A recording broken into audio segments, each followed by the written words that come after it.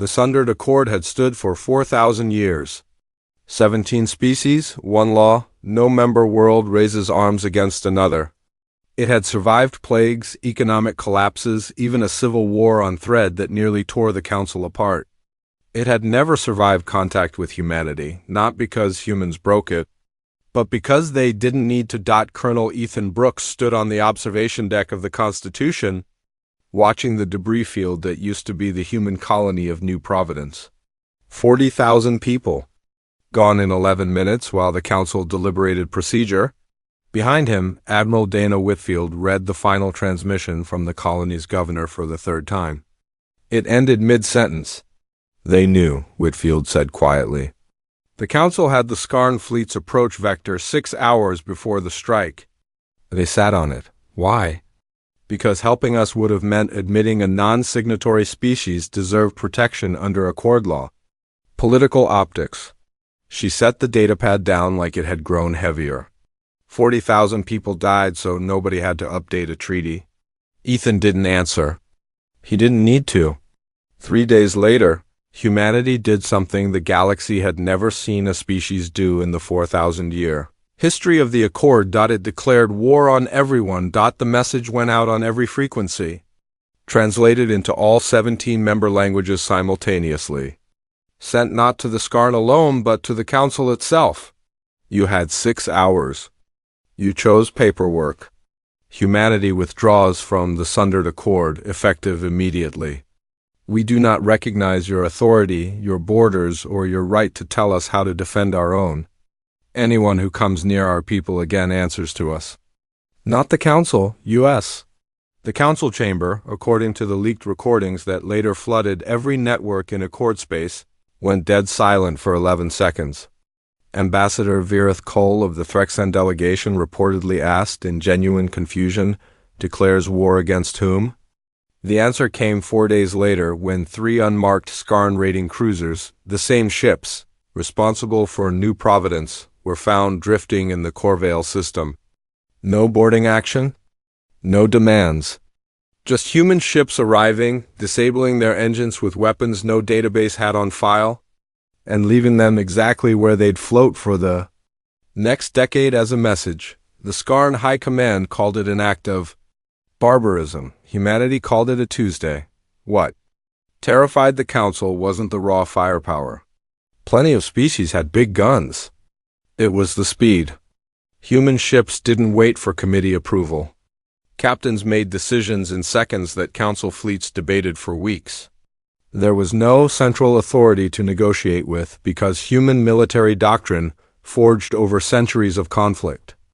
Earth never fully outgrew, had one unbreakable rule baked into every soldier. Pilot and engineer, protect your people first.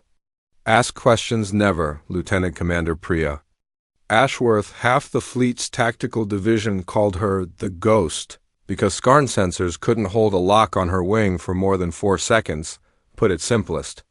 In an interview clip that later became the most replayed 30 seconds of footage in Accord history, you built a 4,000-year-old rulebook to stop wars between people who were raised to follow rulebooks.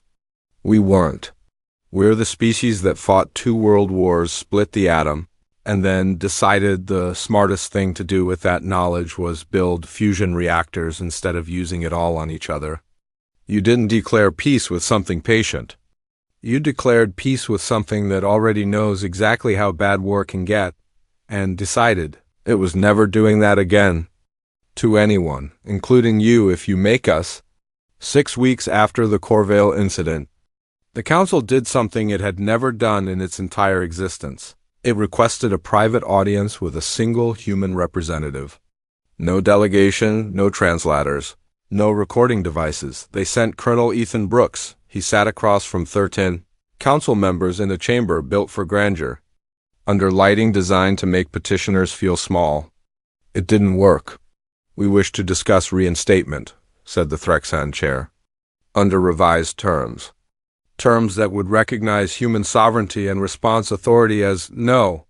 The word landed flat, final, with no theater behind it. "Colonel, surely some accommodation. You had 6 hours warning and you filed it under procedure," Ethan said. You want to know what changed? Nothing changed. We were always capable of this. We just used to believe joining your accord meant you'd have our backs the way we'd have anyone else's.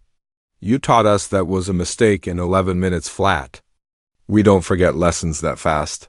Silence settled over the chamber, the same 11-second silence that had started this whole thing. Then what do you want? The chair finally asked. Ethan stood. We want you to leave us alone. And in exchange, we'll leave you alone as long as nobody touches what's ours.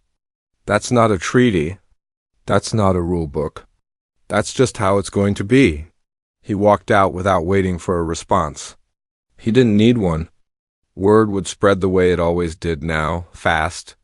Blunt and true, the human way. 2 years later.